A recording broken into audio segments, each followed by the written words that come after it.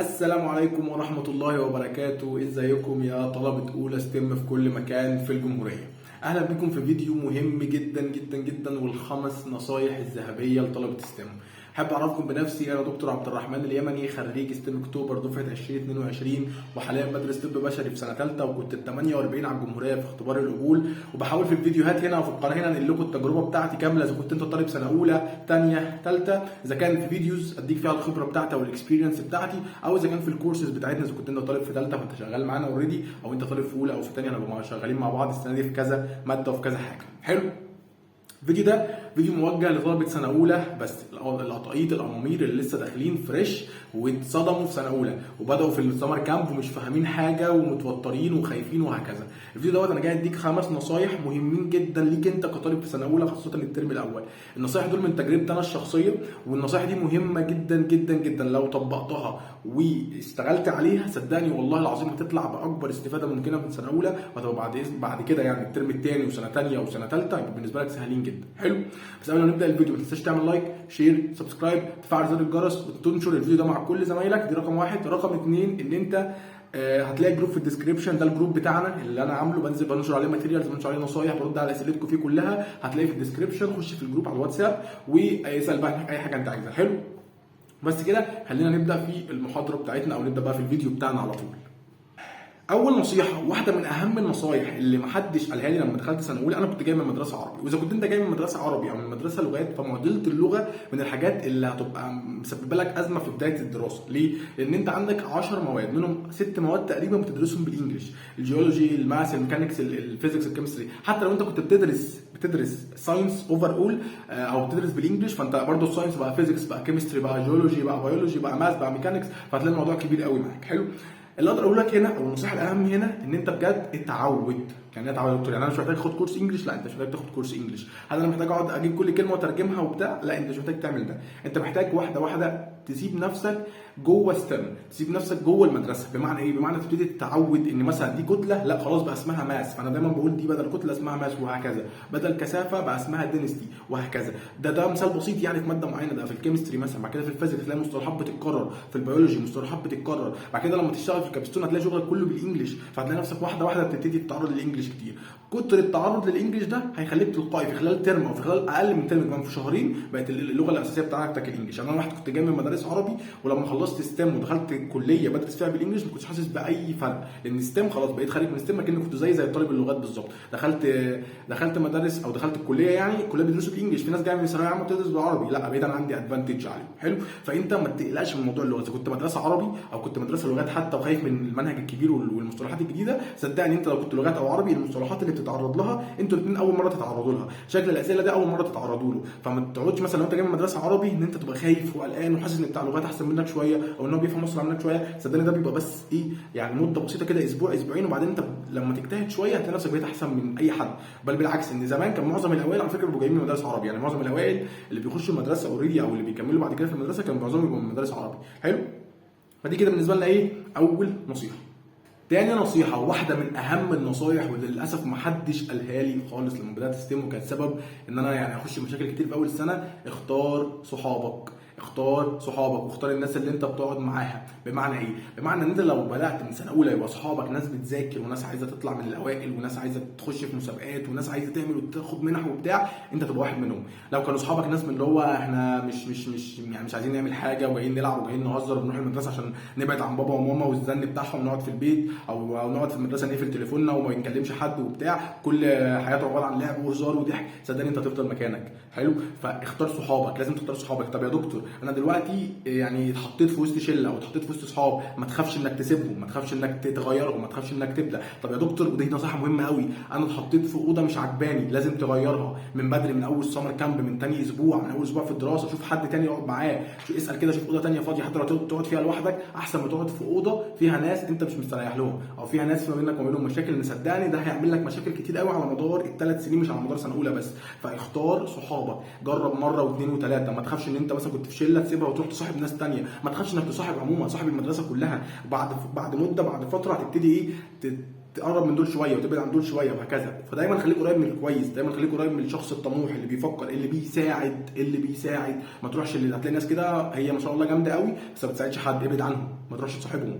تمام، روح صاحب الشخص اللي بيساعد، عنده معلومه بيحاول يشاركها، ستيم مبنيه على كده. يبقى تاني نصيحه اختار صحابك. يبقى اول نصيحه اللغه، ما تخافش من اللغه. تاني نصيحه اختار صحابك بعنايه. تالت نصيحه معانا وهي ما تخافش من التجربه. ستيم هي مدرسه ونظام تعليمي قايم على التجارب. الكابستون انت بتجرب مره واثنين وثلاثه ويفشل وبعد كده ينجح معاك المشروع وهكذا.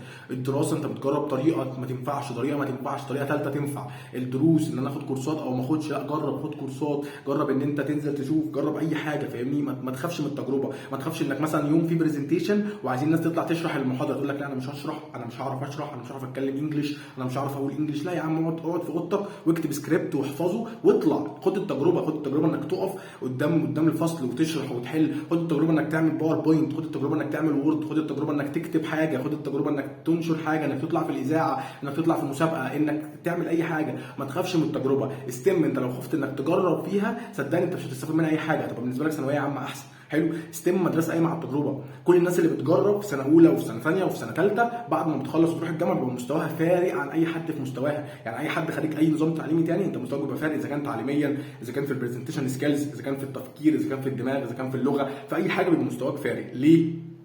عشان انت بتجرب. جربت مره طلعت وحشه، المره الجايه طلعت حلوه، المره الجايه طلعت نص ونص، المره اللي بعدها طلعت احلى وهكذا. فطول ما انت بتجرب، طول ما انت بتتعلم، طول ما انت بتجرب، طول ما انت بتغلط، طول ما انت بتتعلم. وده السايكل اللي احنا عايزين نمشي فيها. فتالت نصيحه ذهبيه ان انت ما تخافش من التجربه. رابع نصيحه معانا وهي اسمع تميزك وبينه. يعني ايه يا دكتور؟ يعني بكل بساطه ستيم من المدارس اللي بتلاقي بعد شويه كل طالب بقى ابتدى يبان ان هو كويس في حاجه ولامع في حاجه، يبتدي ينضم للناس دي. يعني مثلا هتلاقي ناس كويسه قوي في المواد، واحد كويس في الماث، واحد كويس في الميكانيكس، واحد كويس في البيولوجي، واحد كويس في الجيولوجي، واحد كويس في العربي، واحد كويس في الانجليزي وهكذا. هتلاقي ناس كويسه في المنح والسفر والمسابقات، هتلاقي ناس كويسه في الكوره وفي الرياضه وبتروح تشارك في مسابقات تبع المدرسه، هتلاقي ناس كويسه في المكتبه والقرايه وتروح تشارك في مسابقات تبع المدرسه في تبع المكتبه في القرايه وهكذا. فلو انت كنت كويس في حاجه من قبل كده في اعدادي مثلا، كنت شاطر في ماده معينه، كنت عندك مسابقات في حاجه معينه، بتعرف تعمل باوربوينت كويس، بتعرف تعمل ديزاين، بتعرف تعمل مونتاج، اي حاجه انت كنت كويس فيها ابتدي بينها في ستيم. لان ده صدقني هيديك فرص كتير. هتلاقي مره واحده المدرس بيكلمك، المدير بيكلمك، ناس زمايلك بتكلمك، هتلاقي يديك ايه، يديك كريدت ويديك يعني شكل وشهره وسط المدرسه احسن. حلو. طب يا دكتور لو انا ما عنديش موهبه او انا ما عنديش ميزه او ان انا هكذا، المدرسه لما فاكر نصيحه التجربه، لما تجرب كتير هتكتشف حاجه انت بتحبها، هتكتشف حاجه انت كويس فيها، هتكتشف حاجه انت بتعرف تعملها. ساعتها هتبتدي مره واحده تنمي نفسك فيها بالتجربه في المدرسه، ثم تبقى انت من الناس دي. يعني بعد كده مثلا ايه، ان انا يا دكتور ما كنتش في ماده معينه ما كنتش حلو فيها، انا كنت ما عنديش يعني انا كنت بذاكر كل المواد بنفس المستوى. لا لما تخش ستيم عشان مواد كتير هتلاقي نفسك لا بتحب البيولوجي، بتحب الجيولوجي، بتحب الماث، بتحب الميكانيكس، بتحب الكيمستري. حلو.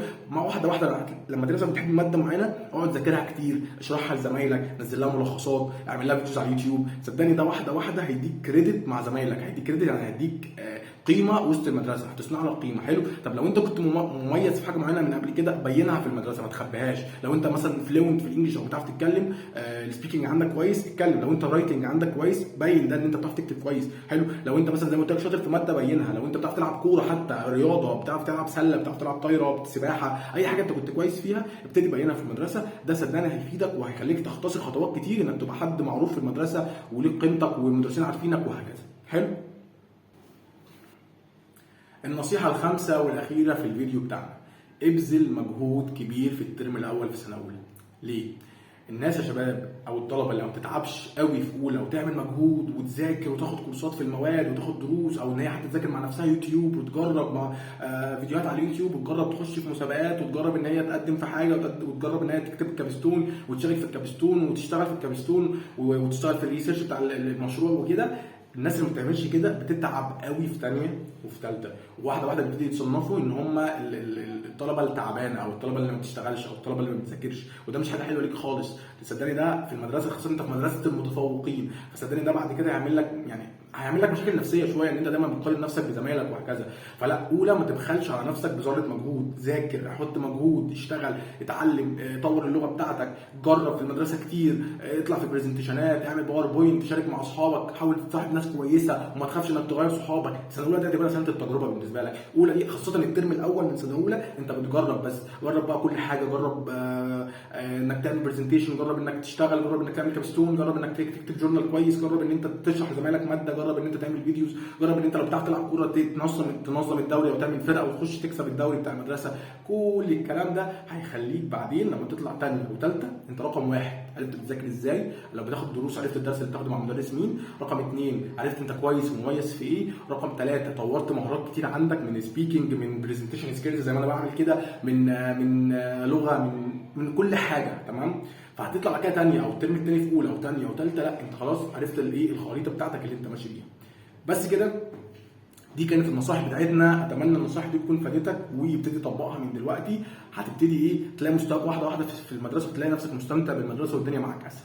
هتلاقي رقمي وهتلاقي الجروب بتاعنا في الديسكربشن، لو عندك اي مشاكل تبعته لي. وخليك متابع للقناه دي واعمل سبسكرايب لان هينزل عليها حاجات خاصه بالجيولوجي قريب جدا جدا جدا. كان معاكم دكتور عبد الرحمن اليمني. ما تنساش لايك، شير، سبسكرايب، وشير الفيديو مع اصحابك. وبس اشوفكم في الفيديو الجاي، والسلام عليكم ورحمه الله وبركاته.